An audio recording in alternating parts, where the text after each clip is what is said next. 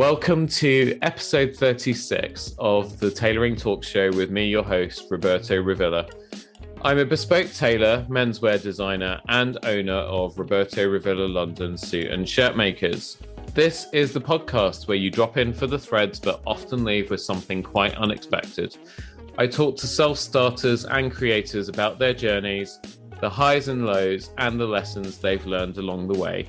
If you haven't already, please support me by subscribing and adding a rating and a review. This really helps with those pesky search algorithms and helps me to grow the show. On today's episode, we're headed back to my second favorite city in the entire world. That's right, New York, New York, to speak to a man who is no stranger to developing new ventures at startups, Fortune 500s, and in academia. He helped start the Undergraduate Practice Opportunities Program at MIT, known as their Career Success Accelerator, where he teaches annually. At MIT, he earned a Bachelor of Science in Physics and in Electrical Engineering and Computer Science. In addition to this, a Master's in Engineering in Electrical Computing and Computer Science with a focus on cryptography. He's put this vast skill, knowledge, and talent into a rich career where he's tracked criminals and terrorists on the dark web and created marketplaces and new authentication systems. He's also the author of the Career Toolkit, Essential Skills for Success That No One Taught You, was once one of the USA's top-ranked ballroom dancers, and is known for being a social animal with a vast cufflink collection. Ladies and gentlemen, please join me in welcoming Mark Herschberg. I really feel like that intro did not do him any justice whatsoever. To the Tailoring Talk Show. Mark, how are you, my friend? I'm doing great. Thanks for having me on the show today.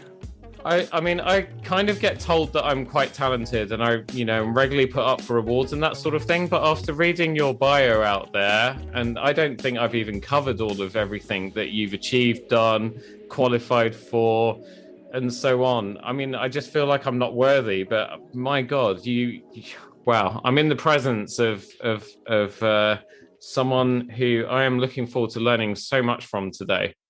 Did I get all of that right? And what did I miss out? You got all of that right. I'm trying to think anything you missed. I've got a bunch of patents. I serve on a couple nonprofit boards. I've got a few apps, one that's already out, another that's coming out shortly at the time of this recording. But I think you hit the bulk of it. So do you know where I actually want to start? I thought I was going to ask you about your cufflink collection first of all, but ballroom dancing. So you have Dancing with the Stars in the States. We call it Strictly Come Dancing over here. And I look after a couple of the male the professional dancers on a private basis. And ballroom dancing has always fascinated me. I can't dance. My wife will tell you that I basically have as much movement as a tree. Yeah, tell me about that. And is that something that you still do? I don't compete anymore. I do dance socially. In fact, it was one of the last things I did before we went into lockdown for the pandemic. I started dancing back at MIT. We had a very large ballroom club. And my girlfriend at the time, I got her into ballroom dancing. She then decided she wanted to join the team and compete, which apparently meant I had also made the decision to want to join the team and compete. But I am very glad we did that because throughout my 20s, I competed. I went to national championships. I actually went to England a couple times for competitions. And in fact, there I got my pair of Ron Gunn Latin pants. So the pants we wear for our Latin dancing, I have custom-made pants. I have a custom-made tail suit. That's for standard dancing, waltz, tango, foxtrot. Yep. Ron Gunn is known as the man. He's an English tailor. He's the man for creating Latin pants. So I was sure to get a pair when I was in England. Wow. So, and do you have a preference for Latin or ballroom, or do you love them both equally? Now, in the US, we have 4 choices because we have ballroom and Latin, but then there's American style of both of them, smooth and rhythm. Yeah. So I compete in all 4 styles, 19 different dances. We're missing one in smooth, but 19 different dances which was a lot. My absolute favorite is American Smooth, followed by ballroom, and then rhythm and Latin. I was not a strong Latin dancer. Well, Latin is really, really tough. I mean, when you watch on the kind of, the professional shows like Dance with the Stars and so on, it's always the one that a lot of the celebrities struggle with. So we went to Cuba a few years ago. We were there around kind of Christmas time, like the holiday season, and we were great with the weather for the first few days, but then a storm, like a hurricane, came in. So we were caught in a really, really bad storm. So at the resort we were at, the staff had us on lockdown, and they were trying to come up with activities that obviously the hotel guests could do to keep us occupied while we waited for this storm to pass. And so one of the things that the staff decided to do, because there are a few really good, I think Cubans have natural rhythm anyway, because music is part of their life and part of the fabric of everything they do pretty much. And so they put on dance classes. And my wife, who loves to dance, loves salsa. She's originally from Spain. And she said, let's go do the salsa. Now, I think we'd only been together for maybe a couple, 3 years. So most of the dancing that she'd experienced with me up to this point was, maybe in some nightclub in London. And, by that time, everyone's completely drunk. So no one notices what I'm really like, right? So all of a sudden, we're in this kind of very sort of formal, structured situation. Now, before this, the hotel staff couldn't place me. They didn't know where I was from. And so one of them had assumed that I might be Cuban. And so I just, in my British way, just sort of joked and said, yeah, I was born here, but then my parents escaped, and, I've been living in Britain all my life. And they were just in awe of one of their own that had escaped, right? So, and I didn't really correct them. So anyway, so they were all really excited when we've walked in, and then we line up, and then they're all pointing at me saying, he's going to be really good. They start the music, they start the first few moves. We then go to copy what they do. They just all froze, stopped the tape player, and stood there in silence. And then after about a minute, one of the girls looked at me and turned around to the others and said in Spanish, he's not Cuban. Because and that's where my wife said, no, he's not. And he literally, an oak tree has more movement than this guy. So there we go. So the point of that story is I'm in awe of people like you, and especially since, I mean, you're great at 19 out of 20. My God. Wow. Mark, I'm not surprised. I bet. But you have to have some natural rhythm. You have to have, how are your hips? How's your hip movement? Through training, I was so bad at rhythm, so bad dancing before I started. I would joke, and this is actually serious though, I was so bad I would dance off time to techno music. I could not find a beat in a nightclub. That's how bad I was. But by just continuous practice, a lot of wax on, wax off, for the older folks who know that reference. In fact, one of our instructors, we called it the circle of death.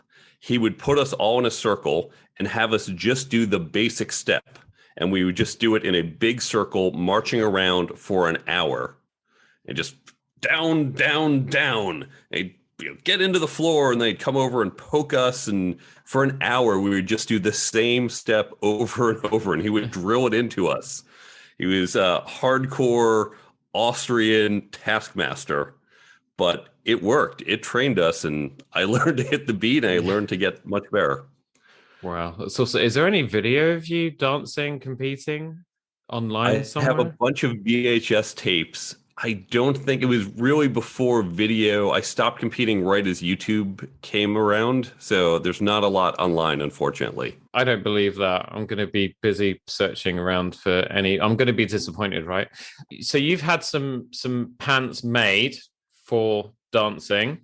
You also have had suits made. I believe you're going to pick some made-to-measure suits that you've had done up in a couple of weeks. So that's very exciting, especially since New York's just kind of hopefully climbing out of this pandemic and lockdowns and so on. How are things over there? Are you kind of starting to get back to normal? It's starting to feel that way. Things obviously reverted during the Omicron spike, but we're at the final tail end and the weather's just starting to get warmer. So I'm looking forward to a wonderful spring and summer in 2022. Yeah. No. Also, and your two new suits, what did you get? Can you remember? Yes, I got a blue and a gray suit. Now I always get three-piece suits. Mm-hmm. I love vests. I love dressing in three-piece suits. You're a man after my And own heart. yeah, I wish you can't find those off the rack.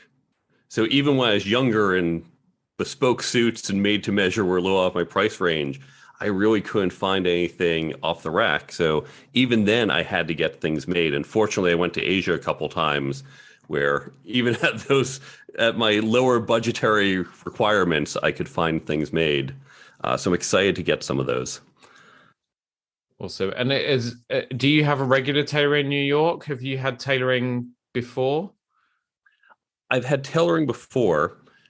This is a new tailor I'm trying in New York. Before, I actually had some suits made when I was in Beijing. I was introduced to a wonderful tailor there. And in Bangkok, now I'll always remember this. When I was in Bangkok, I was just out of school. I was super poor, but thankfully it was during the currency crisis back in '98. So my money went a long way. And the tour guide we had, I said, oh, I hear suits, it's good to get them here.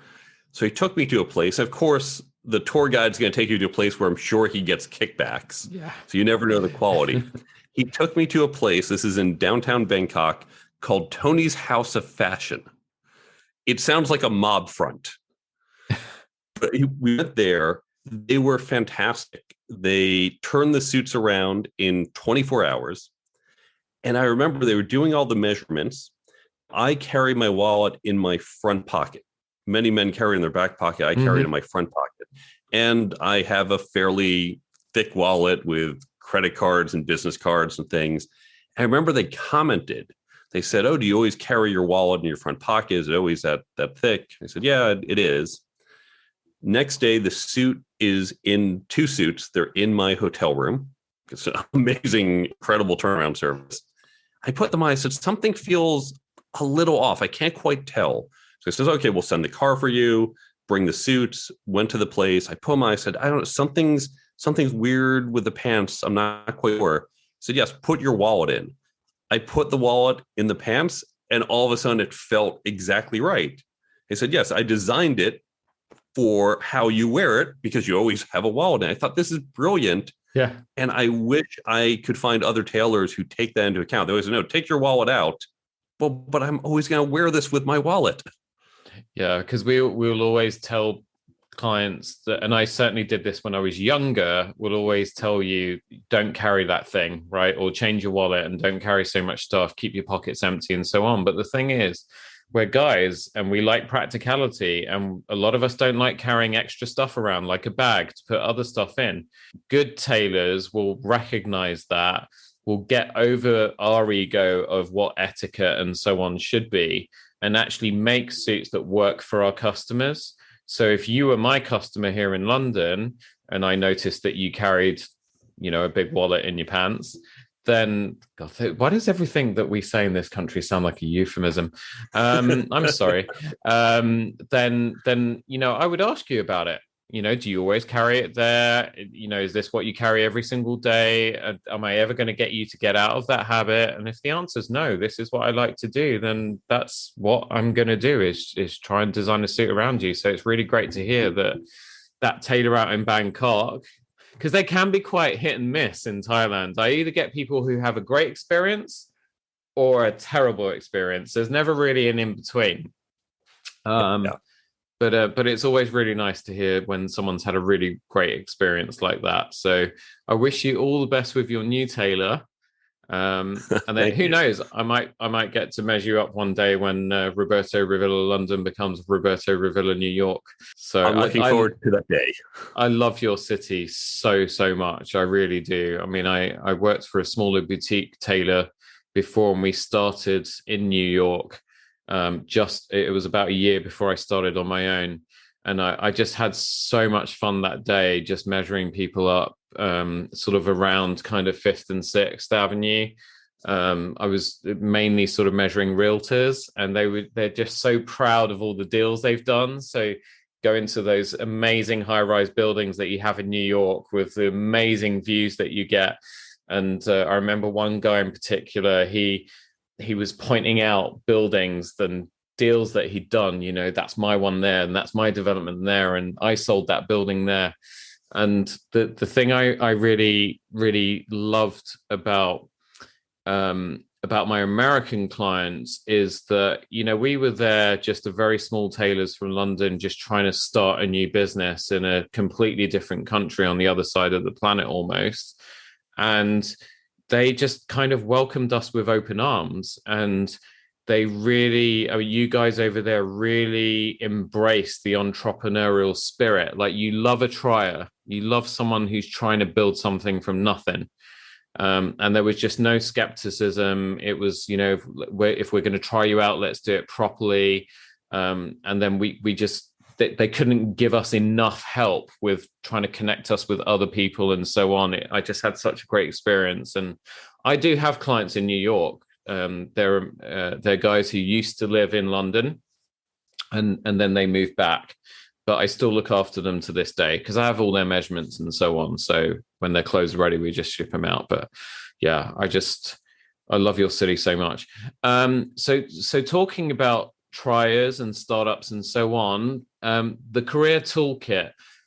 Mark, listen, I could spend all day with you. Like, we could make this a 24-hour podcast episode, the longest in history, because there is so much I want to get into with you, but we'll keep today as focused as possible. I'm probably going to end up inviting you back on. You might not want to do that by the end of this. But the Career Toolkit, how did that come about? And where did that sort of where did the embryo of that start to kind of develop with everything else that you have going on? It was a bit of a journey. When I first came out of MIT, I started as a software engineer doing tech startups. And I realized early on I wanted to become a CTO, a chief technology officer. And as I began to understand what that is and how I could get that job, I realized it wasn't just about being the best engineer I could be. Yes, I had to do the engineering problems, but to be that type of leader, there were all these other skills: leadership, networking, negotiating, communication, team building, hiring. No one ever taught me any of these skills. So I had to develop them in myself. And as I did so, I realized these skills are not just for those of us at the top.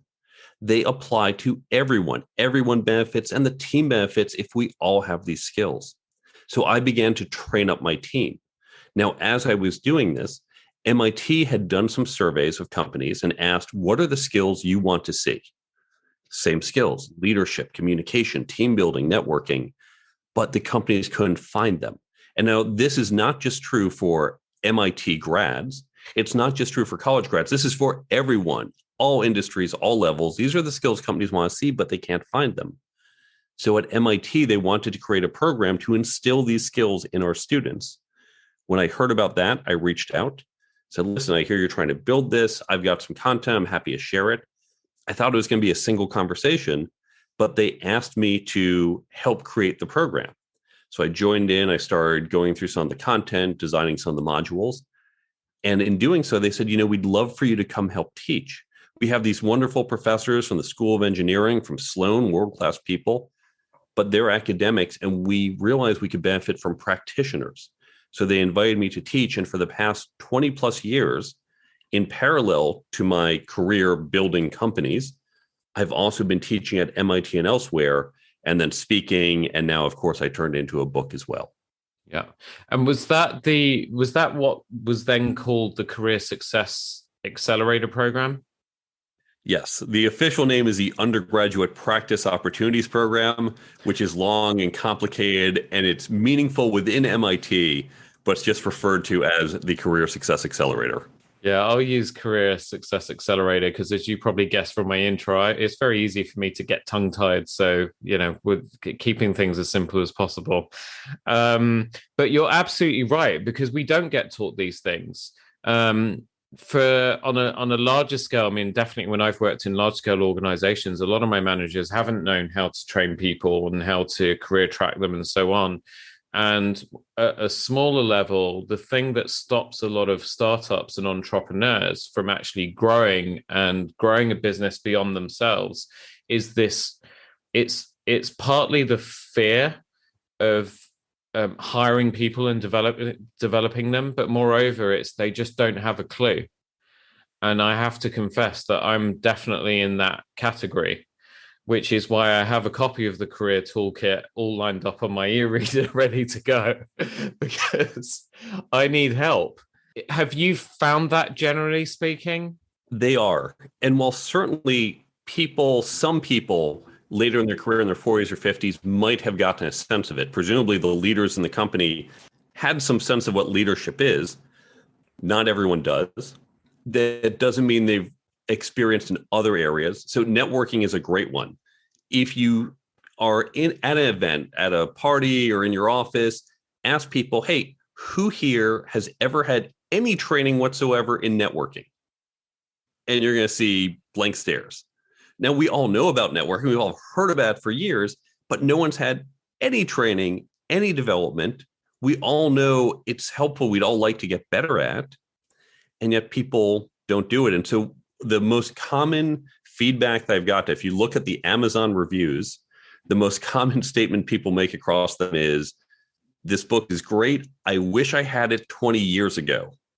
So even people in their 40s, 50s, 60s, they're getting benefit from the book, but they all say, I wish I had this earlier, because we never learn these skills. Yeah. And it is a shame, and it sets all of us back so much that we don't have it. Have you ever spoken to Tyler Foley, who's part of the Podmatch community? You're looking the blank. Name doesn't ring a bell. Okay, so Tyler is a former Hollywood stuntman and actor. He's a Canadian. And well, actually, no, he's still acting. He just got a gig that's starting this month. But he was on one of my episodes recently. Absolutely incredible individual, so engaging. He had a big career change, so he kind of retired from being a stuntman at the age of 26, and then he went into coaching. But what we got into on our episode more than anything else that we talked about was networking. And partly it helped because I just come off the back of, I haven't been a person that likes to go to networking events. I'm introverted. I'm the person that stands in the corner. I'm not going to go bouncing around introducing myself to people. I was at this great event in Bond Street at an art gallery where I was looking at a painting and people were looking at me. I assume it was because of the way I was dressed, and people wanted to come and talk to me. And by way of making conversation, they would say things like, oh, what do you like about this painting? And I would just sort of look at them and say, I like this painting very much. And then I would walk off because I didn't know what to do. Tyler, that kind of thing, how to talk to people, how to present yourself to an audience and so on, is just his forte. And the feedback we got from that, just the networking section of that episode, was incredible. And you realize it's something that so many people struggle with. And I've since put some of what I learned from talking to him into practice, and it's just done wonders. My community is growing, my business networks and so on, the people that I'm actually, now connected with. I mean, the last event I went to, I ended up talking to just about almost everybody there. It was great, and making some meaningful connections as well. But I'm 45 years old now. I've had to go 44 and a half years of my life before I've actually learned any of that stuff. So I'm not surprised that in the reviews, everybody's hitting on that in the Career Toolkit. Let's do a couple specific tips listeners can take away from the show about networking. Oh, awesome. So first, you mentioned not liking to be in that room in the art gallery and all these people around. Many people don't, especially introverts. I happen to be an introvert myself. Networking is not about being in that big room. We have this stereotype of networking is, I walk into a room and 20 minutes later, I've collected 10 business cards. I think, oh, wow, that person's so good at. Or I've added hundreds of connections on LinkedIn. I always tell people, look, adding a stranger on LinkedIn and saying this person is in your network, that's like swiping right on Tinder and saying this person's now your significant other. That's not how it works. Now, if I swipe right on someone on Tinder and she swipes right on me, what do? We say, well, there's some interest, but now we have to build that relationship. Now it's called dating. Same thing when you get someone's business card or you add them on LinkedIn, there's presumably some interest. You're not dating, but you have to build that relationship. All of us know how to build relationships. If you've ever had a friend, all of us have, you know how to build a relationship. So you don't have to say, well, I have to network only in these big rooms. Networking is anyone you meet anywhere. And the key part of networking, the bulk of it, isn't that meeting. It's the relationship building, which happens over coffee, over phone calls, in one-on-ones and small groups. So you don't have to be intimidated by, I have to go to big conferences and build my networking there. Yeah. We're networking right now. Exactly. I have expanded my network greatly by being a podcast guest. Podcast guesting and podcast hosting, great way to meet people. Absolutely. If you write a book and you interview others, great way to meet people, or a blog. So there's all sorts of ways to meet people and build those relationships. Yeah. Podcast, you're actually right. And I didn't realize it until recently, but podcasting is another way of networking. And it has been for me. I mean, over the last 12 months, the people that I've connected with all over the world, like yourself, just amazing. And, originally when I started out, I thought that I would have, people that I knew as guests on. And it just didn't work out that way because I can never get people to kind of commit, and they're very, they're kind of shy. Well, what do you want me to talk about? And, all that kind of stuff. They'll always find excuses not to do it. So that's when I then started to sort of reach out wider, and I was like, okay, I'm just going to have to kind of overcome a lot of my own fears and just kind of get people on that, like yourself, that I don't know. I mean, you and I, for listeners who don't know that are listening to this episode right now, Mark and I have not met before this episode. We've communicated before to set this up, but when you heard Mark and I speaking at the top of the episode, that's the first time you are in the room with us as Mark and I are developing a relationship together. So awesome. And it's as simple as that. Yeah. It's really that easy. Yeah. And now here's another tip. When you meet someone, I said in the art gallery, you weren't sure what to talk about. There is a topic every single person on earth loves to talk about: themselves. Exactly. They love talking about themselves. So when you focus the attention on them, they're going to enjoy the conversation. Now, what does this mean? Who are they? Well, that's what you're going to find out. You're going to focus on what their interests are, what their problems or challenges, what they get excited about, what brought them to this event, what they're looking forward to next week, any of these things. But when you keep the spotlight on them, they will be engaged, they will be interested, and chances are you can learn something new. I go on a lot of dates because I happen to be single, and many of them are boring, more than I would like. So something I have learned over the years is everyone has something interesting, and your job is to find it. So when I'm on these boring dates, when we're 20 minutes in, I'm thinking, okay, I know this is not going to work. I know there's no second date, but I don't want to leave after 20 minutes. That's rude. I'm here for another 20, 30 minutes.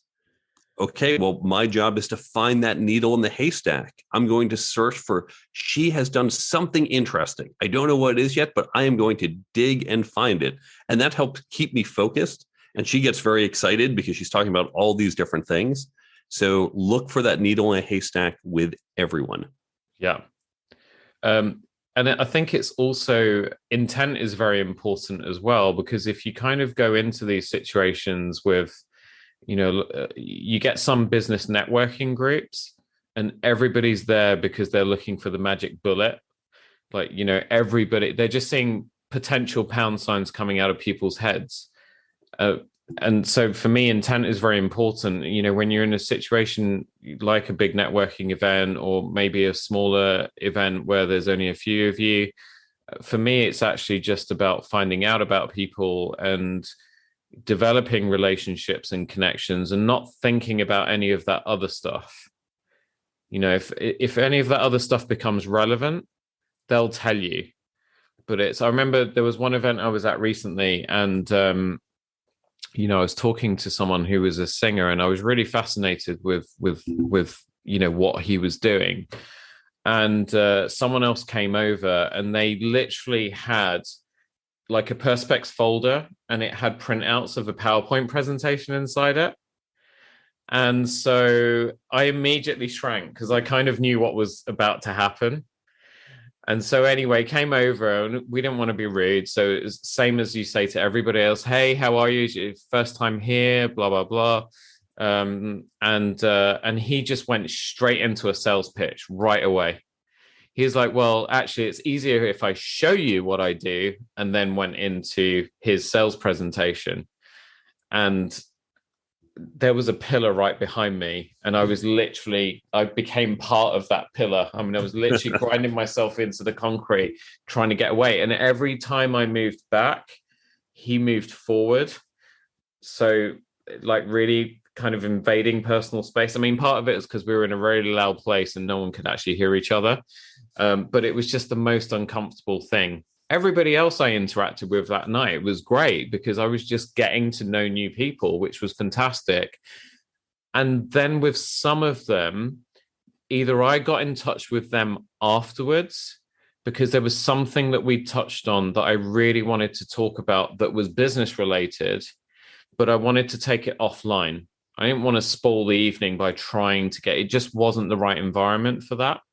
And some of them did the same with me. They got in touch a few days later and said, hey, I really enjoyed meeting you last week at that event. There's a couple things that sprang to mind as we were talking to each other. Would it be possible to meet up for lunch or a coffee or something so that we can get into it a bit more and I can see how I can help you or you help me or whatever? And that for me feels like a much more comfortable way to do things and, to approach this kind of stuff. What he was doing when he showed up with his PowerPoint deck, he's saying, hi, stranger, I want to sell you something. So I want, my need. Don't care about you. You're just the means of getting what I want. No one likes that. I use the analogy, imagine you go out to a pub, you meet a couple guys, chat with them, drink with them, and say, hey, guys, it's been great meeting you tonight. Listen, I need to move from my flat this weekend. So why don't you all come over, help me pack up, help me carry my couch down a couple flights of stairs. So great meeting you. You're going to help me move, right? Of course not. They go, no, we just met you. I'll have a drink with you, but I'm not ready to help you move. On the other hand, if you call up friends from high school, friends you've known for decades and say, listen, I need a favor. Can you guys come over this weekend? I need help packing up. I need help carrying heavy stuff. They'll say, sure. I'll be there for you. You've been there for me. You have that relationship and you're at the level that you can ask for that request. So when someone shows up and say, hey, stranger, sit through my PowerPoint presentation. Hey, stranger, buy my product. Hey, stranger, do this for me. They are being selfish and they're asking for more than is reasonable from the level of relationship you have. So what we have to do is build the relationship. And then later, once it's built, we can potentially do requests on that relationship. Yeah. Speaking of relationship building, when you're working with business leaders who are in organizations, you're helping them with the whole kind of career mapping development and so on. Obviously, that then needs to filter down throughout the organization. So how do you kind of help them to develop the skills that they need in order to develop skills running through their actual organization? Does any of what I said just make any sense whatsoever? You know what I mean, right? Yeah. It's how do we help not just the individual, but the organization? How do we upskill the entire organization? Yeah. Now, my goal, there's lots of people who are like me, say, oh, I'm a consultant. Well, you're just going to have to hire me 100 times instead of one. Nope, that's not what I want to do. I do this because I want to help people. I'm not trying to, oh, how do I get yet more money out of folks? So I give away tools for this for free. So what I'm about to describe, you can get it for free on the website on the resources page.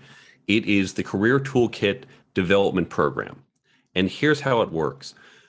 When we learn these skills, it is different than how we typically learn. When you think back to high school or college, you sat there in class, the teacher was up front, the teacher wrote down things on the board, and you memorized it. You memorized your multiplication tables, you memorized dates in history. So, okay, I'm going to write it down on the test and give it back to you. That's easy. That is not how we learn leadership. There's no dates to memorize for leadership. There is no formula for networking. These are more subtle skills. It's more akin to learning to play a sport. Now, when you want to learn a sport, you can't just say, well, I'm going to teach you the rules. Great, you're done. Get onto the cricket pitch. No, you actually have to practice. You have to drill.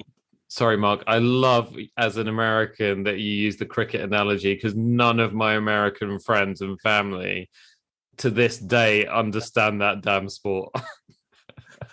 I can't say I fully understand it, but I always try to be appropriate to the audience. And so certainly I'm going to say cricket. I'm not going to say football and think about that oblong thing that we do in the US. I might say football, meaning what you're kicking around. But we'll go with cricket. Thank you, sir. So you're going to run drills. You're going to run scrimmage. You may watch the tape of yourself, of someone else. So this is what we want to do. And here's how we can replicate that. Within your organization, create peer learning groups. I recommend groups of about 6 to 8 people, but you can scale it up and there are ways to do that. Yeah. And then you take the folks and you get together and you say, okay, we're going to engage with this content. Now, yes, you can use my book. You say, oh, we're all going to read these 10, 15 pages before we meet. If you don't want to use my book, however, you can use other books. You can use articles. You can use videos. You can use a great podcast like this one. Everyone listens to the episode. The point is you get some initial ideas about leadership, about networking, about whatever topic you're trying to learn, and you come together to discuss it. Because it's in that discussion, let's say we all read up on leadership, and we start to talk. You're going to get something out of it that I didn't, because it's not we all memorize the same dates or formulas. We all perceive it differently. And you're going to help me deepen my understanding through your perspective. Then we might have a circumstance where I say, hey, I've got this leadership challenge, or I have this networking challenge. Here's what I'm thinking. You're going to jump in and say, well, you know, Mark, I was in a similar situation years ago. Here's what I did. Here's what worked. Here's what didn't work. That's like watching the tape. That's learning from others. Now, by giving me advice, that's how we can practice and scrimmage, because you can't go into your team and say, hey, everyone, I'm going to try some new leadership stuff. And if it's a disaster, well, just forget it. Just pretend we're going to say do-over, doesn't count. You can't do that. But as we discuss it, hey, I'm thinking of this. What do you think? Whether it's a negotiation I'm trying to do or how I communicate something to my team, as you think through that, you get some practice. That's the scrimmage. And then you can do drilling. This is where you might do an actual case study. You can get case studies from business schools or online.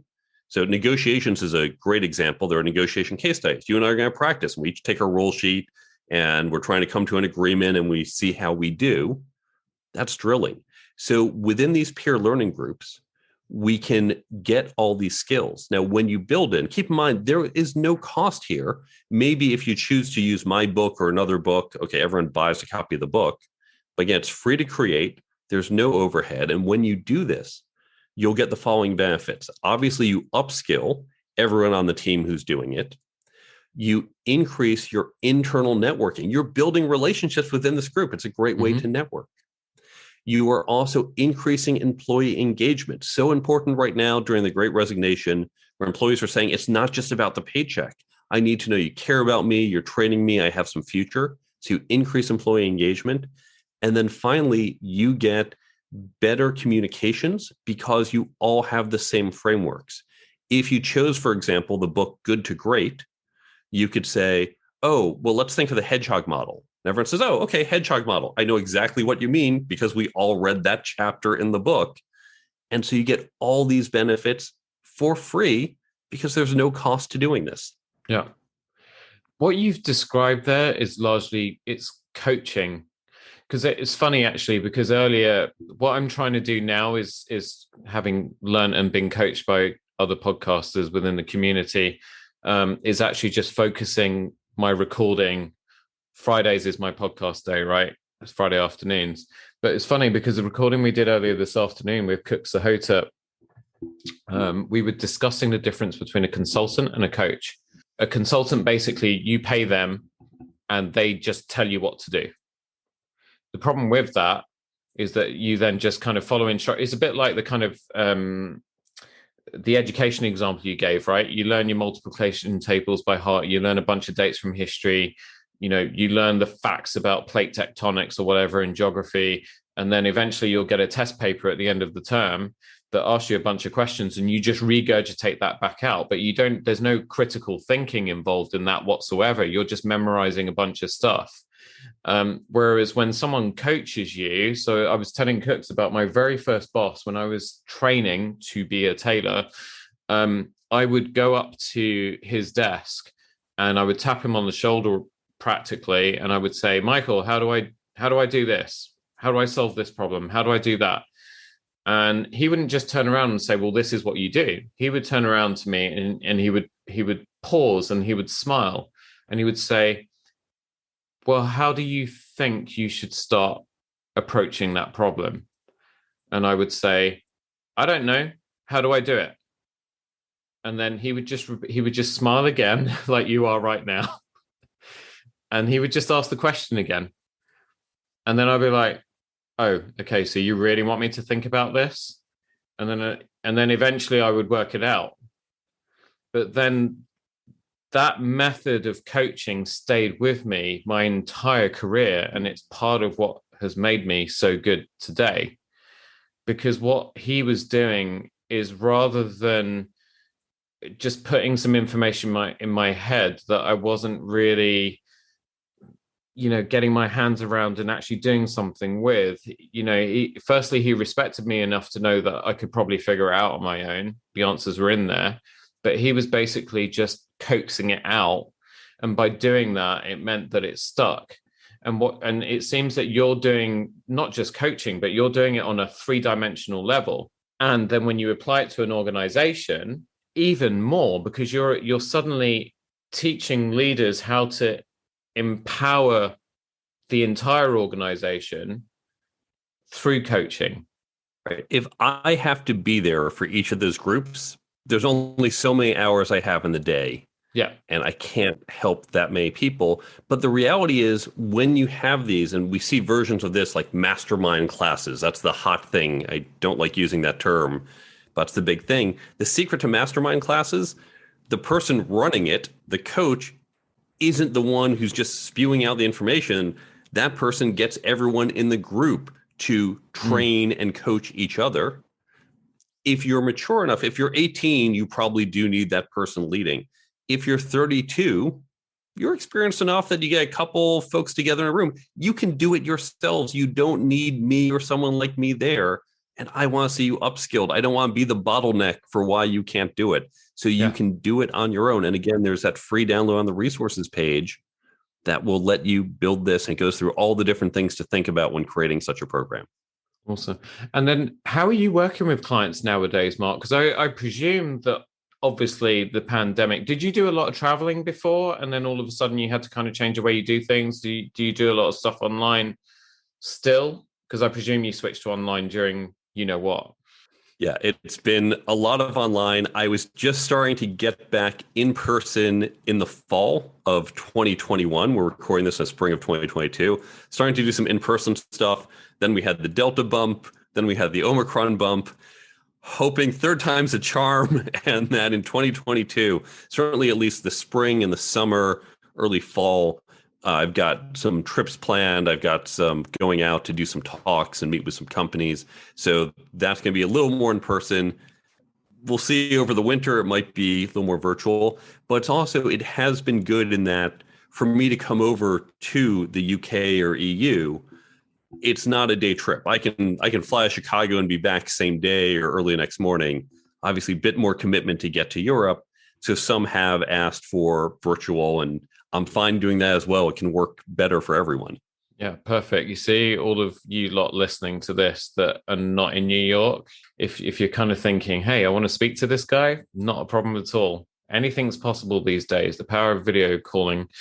Actually, do you know what? I'm going to kind of butt in on this because I've been itching to ask you since the top of the show. You apparently have this huge cufflink collection, and I can't imagine anyone who's got a bigger cufflink collection than me. How big is it? I have 400 pairs. What? 400? And then over how many years have you amassed this vast collection of cufflinks? I think about 14 years, although I didn't really start collecting in earnest until maybe about 10, 12 years ago. Yeah.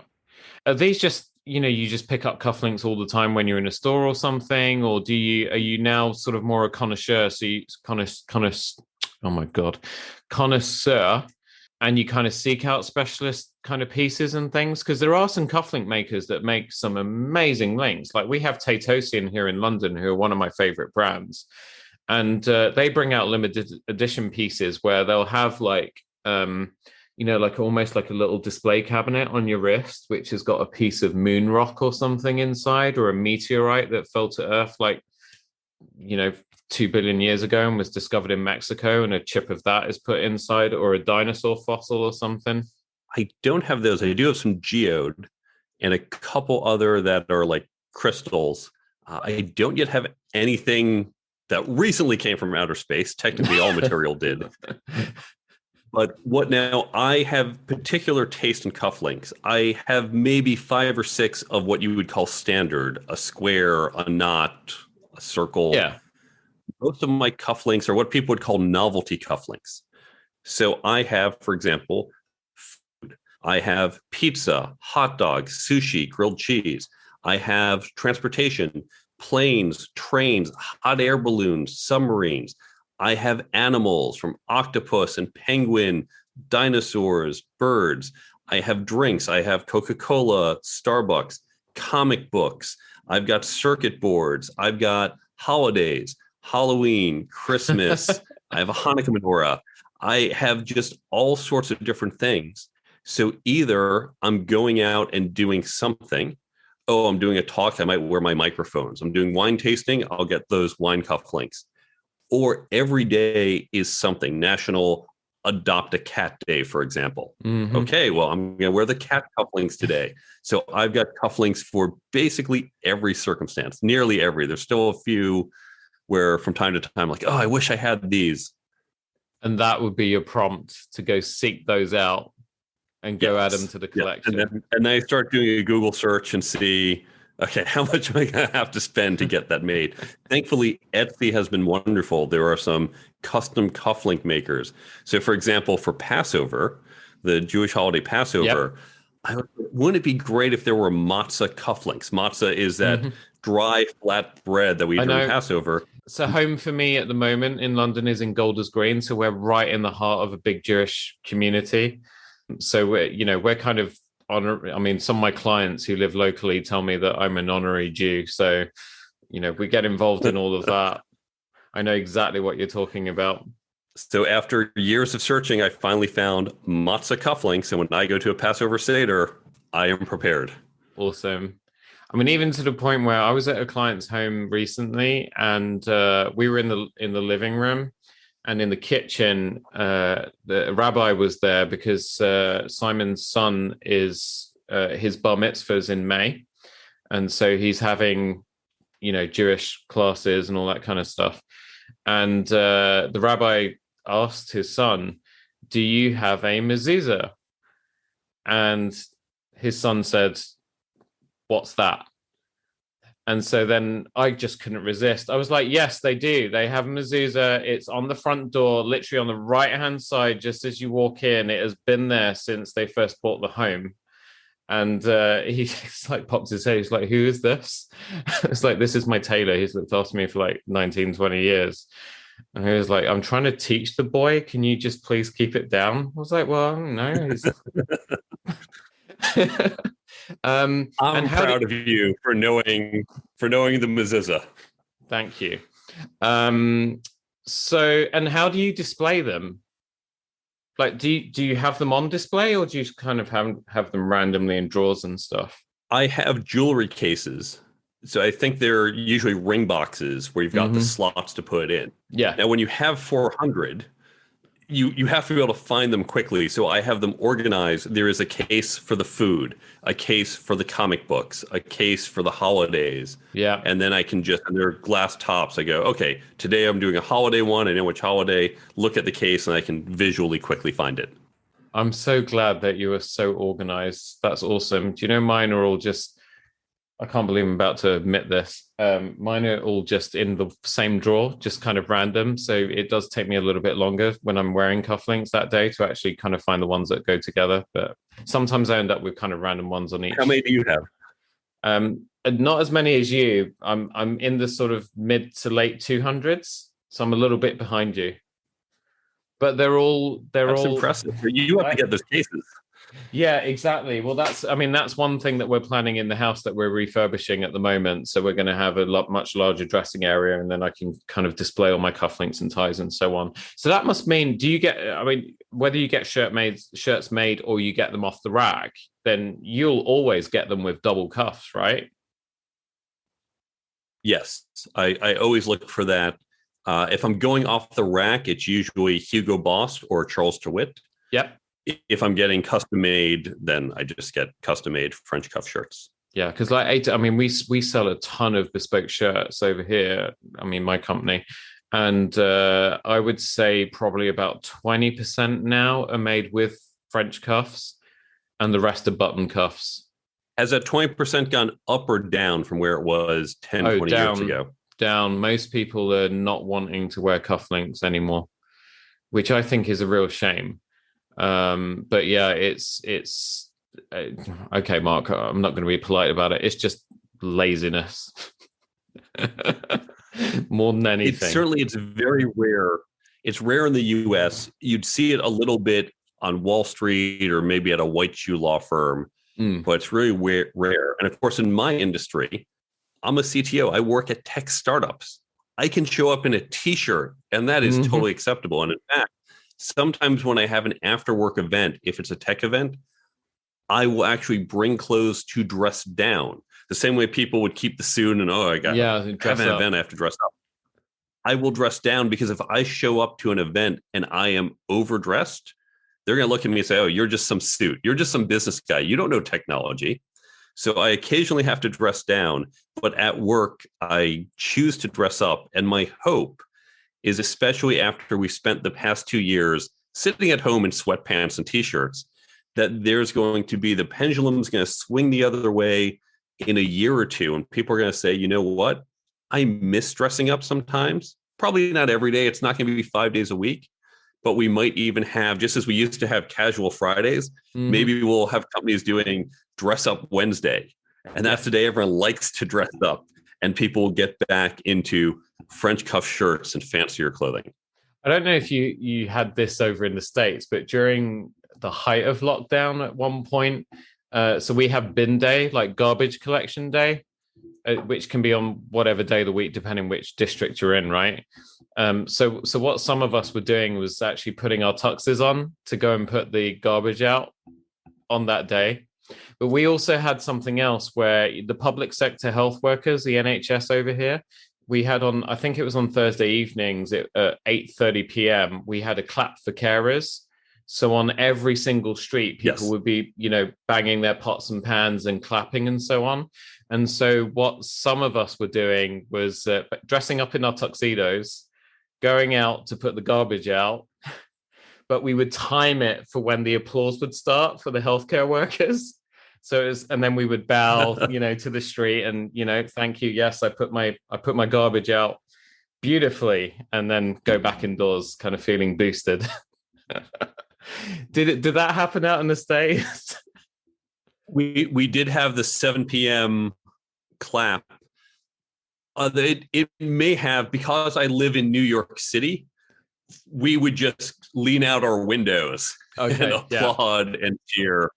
And so you still didn't even need pants if you were leaning out the window properly. So I don't think we were as dressed. Brilliant. Mark, listen, thank you so much for joining me today. I know that people will want to find you and find out more about the amazing work that you've been doing to help organizations. Where can people find you online? You can go to my website, thecareertoolkitbook.com. There you can see where to buy the book, Amazon, other places. You can get in touch with me or follow me on social media. You can follow additional writing that I do through my weekly blog. There's also a free app available from the Android and iPhone store that's linked from the website. It contains a lot of great tips, and it's going to help you retain them because it's going to give you a little notification. So it pops up each day. You don't even have to open the app to help you remember what you've read. And then there's the resources page. On that page, I have that download we mentioned before, the Career Toolkit Development Program. Lots of other free resources you can download from the site, links to other free resources online, and other books I recommend to go deeper on these topics. All of this is at thecareertoolkitbook.com. Oh, that's awesome. And then I'm pretty sure you can get the Career Toolkit book from Amazon, right? And do you have an Audible version? I don't have an Audible version. We may do one in the future. So right now you can either get the print book or the electronic copy if you prefer that for Kindle or Nook. Yeah, I think I definitely have the electronic copy for Kindle because I wanted to make sure it is both on my e-reader and on my iPad, on my iPhone. Like I can just pick up reading wherever I've left off. But I will make sure that I have links for all of that in the show notes. Thank you so much. Have you had fun today? This was fantastic, and we got to talk about a lot of fun topics I don't always get to on some other podcasts. So this has been great. Awesome. Yeah, thank you so much. And good luck with your suit fitting in a few days' time. That must be so exciting. It's as I snack too much and then cut back and then go back and forth. Keep thinking, okay, I've got to watch what I eat to make sure what we measured last time still fits. You know what? A good tailor should reassure you. I always say to my customers, you worry about the weight, I'll worry about the clothing. I love that line. It's never a problem. That's why we do custom. So my job is to put you in your best light at all times, no matter what's going on underneath. So you carry on enjoying yourself. I'll have you looking date worthy. Well, obviously not me personally, but if your new tailor is listening to this, that's my instruction. Make sure you look after this gentleman, please. Thank you. Well, one day when you come to New York or I come to London, we'll definitely get me fitted up. I'd love that. I mean, more than that, I'd just love to just go out to dinner and shoot the breeze with you. It'd be awesome. I will be back in New York for sure. It's, top priority as soon as travel just unlocks a little bit more over here. I just can't wait to get back to the States. I've got a lot of friends that I want to see as well that I've missed that I haven't seen for, coming up to 3 years now. High time I got back on a plane. Brilliant. Thank you, Mark. Thank you all for joining us on this episode. The Career Toolkit is essential reading. So either search the Career Toolkit at your favorite bookstore. As we said, you can also download it direct to Kindle, which is what I've done, so I can read on the go. And I promise I will put the links in the show notes for you. That's it for this episode. Thank you once again for joining Mark and I. As I said at the top of the show, please remember to subscribe and review. You can also click the share button in your player to send the show on to people you know as well. If you think that Mark is someone that people you know should be aware of, then please share.